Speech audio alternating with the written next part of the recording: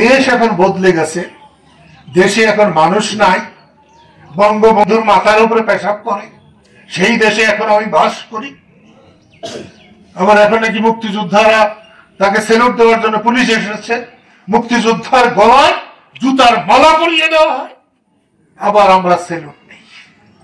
ঠিক আছে, যেভাবে দেশ চলবে চলবে, কিন্তু যতক্ষণ বেঁচে আছি ততক্ষণ কোরআনের হুকুমের বাইরে, শরীয়তের বাইরে এক পাও দেব না।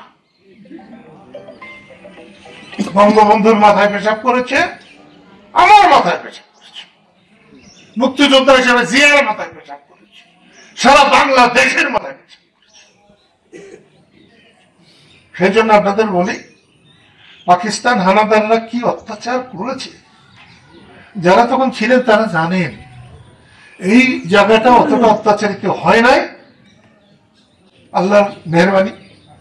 কিন্তু যেখানে বাবার সামনে মেয়েকে তুলে নিয়ে গেছে, স্বামীর সামনে স্ত্রীকে তুলে নিয়ে গেছে, আবারও কি সেরকম অবস্থা চান? যদি না চান তাহলে এই হাসান ডাক্তারের জানাজাই শেষ হোক, যে আপনারা প্রত্যেকে এর প্রতিবাদ করবেন যতটুকু পারেন। রাস্তায় বেরিয়ে প্রতিবাদ হচ্ছে ইমানের সবচেয়ে বড় অংশ। না পারেন বাড়িতে বসে বসে কাঁদবেন, আল্লাহর কাছে কেঁদে যদি এক ফোঁটা চোখের পানি ফেলতে পারেন সেটাও যথেষ্ট হতে পারে।